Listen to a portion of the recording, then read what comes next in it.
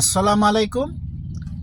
আজকে আমরা রিয়েল এস্টেটের পড়াশোনা সম্পর্কে অল্প কিছু জানব। সেটা হচ্ছে আজকের যে বিষয়টা আমি নিছি সেটা হচ্ছে ল বা অ্যাক্ট।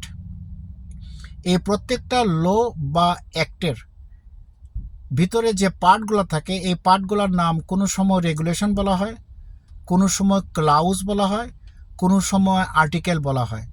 বাংলাতে এই ক্লাউজগুলোর নাম হচ্ছে ধারা। তা আজকে যে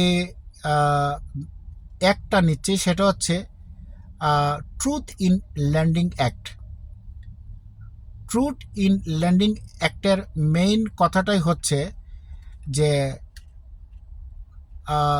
ক্রেডিট কার্ড কোম্পানিগুলা তাদের টাকাগুলা কিভাবে বিতরণ করার পরে কত ইন্টারেস্ট রেট নিবে এবং সরকার কর্তৃক তা নির্ধারিত হারে ইন্টারেস্ট রেট নিতে হবে এবং সরকার কর্তৃক নির্দিষ্ট হারেই তারা লোনগুলা বিতরণ করবে এবং সরকার কর্তৃক নির্ধারিত যে ডিসক্লোজার ফর্ম আছে সেই ফর্মের মধ্যে বিস্তারিত উল্লেখ করতে হবে, ক্রেতাকে তা আগেই জানাতে হবে, অর্থাৎ যিনি লোনটা নেবেন।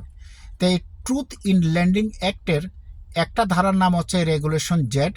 ট্রুথ ইন ল্যান্ডিং অ্যাক্টের আরও অনেকগুলো ধারা আছে, আমাদের ওগুলা না জানলেও চলবে, কারণ পরীক্ষাতে ওগুলো আসবে না।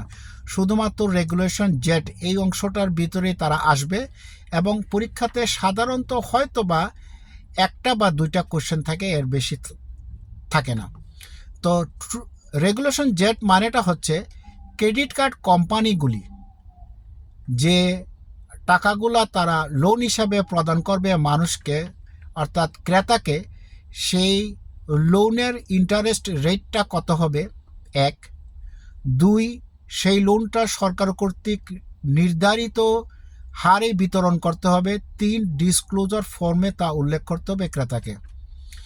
তা মনে করেন সরকারের যে নির্দিষ্ট হার আছে, ইন্টারেস্ট রেট আছে, এর বেশি তারা ক্রস করতে পারবে না। এইটা হচ্ছে ক্রেডিট কার্ডের ক্ষেত্রে বলা হয়েছে। তবে এইখানে একটা কথা মনে রাখতে হবে, রেগুলেশন জেডের আইন অনুযায়ী এখানে শুধুমাত্র ক্রেডিট কার্ড কোম্পানিকে বোঝানো হয় নাই। যত প্রকার লোন আছে তার 90%ই রেগুলেশন জেডের আন্ডারে আছে। এমনকি স্টুডেন্ট লোন সেটাও রেগুলেশন জেডের আন্ডারে। তো রেগুলেশন জেডটার মেইন কথাটাই হচ্ছে ইন্টারেস্ট রেটটা সরকার যে হারে ইন্টারেস্ট রেটের কথা বলছে ঠিক সেই হারে নিতে হবে, এর উপরে যাইতে পারবে না। আর 2, এটা কিভাবে তারা বিতরণ করছে, সরকার কর্তৃক যে নির্ধারিত বিতরণ করার সিস্টেম সেই অনুযায়ী তাদেরকে বিতরণ করতে হবে। 3, এই যে যারা ক্রেতা তাদেরকে অবশ্যই ডিসক্লোজার ফর্মের মধ্যে এটা বিস্তারিত ইনফরমেশনটা আগেই জানাতে হবে। এটা হচ্ছে রেগুলেশন জেডের কথা। আমরা যদি কোনো আইন বা অ্যাক্টের কথাগুলো বুঝতে পারি তাহলে এই ধরনের যতগুলো প্রশ্নই আসুক না কেন, যেভাবেই করুক না কেন, আমরা তো অতি সহজে প্রশ্নের উত্তরগুলো দিতে পারবো।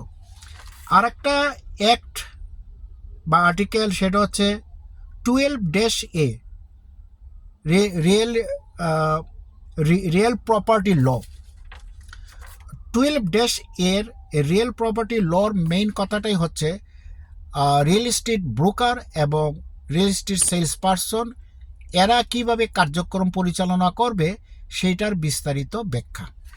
আর আর্টিকেল 78 প্রসিডিং মানেটা হচ্ছে গিয়া যদি কোনো ব্রোকারের বা সেলস পারসনের লাইসেন্সটা নষ্ট হয়ে যায় তারা কিভাবে সরকারের কাছে আপিল করে পুনরায় তাদের লাইসেন্সটা আবার ফিরে আনবে। তো দুইটা জিনিস মনে রাখবেন। 12-A রিয়েল প্রপার্টি ল, এটা হচ্ছে সেলস পারসন এবং ব্রোকার বা এই সংক্রান্ত যারা কাজ করে তারা কিভাবে তাদের কার্যক্রম পরিচালনা করবে, এইটা 12-A-তে বলা উল্লেখ আছে। আর 78 মানেটা হচ্ছে গিয়া লাইসেন্সটা যদি সাসপেন্ড হয়ে যায় তবে কিভাবে তিনি পুনরায় ফিরে পাওয়ার জন্য আপিল করতে পারবেন। এটা হচ্ছে আর্টিকেল 78 প্রসিডিং। তো আজকে এতটুকুই ছিল। সবাই ভালো থাকুন, সুস্থ থাকুন। Thanks everybody.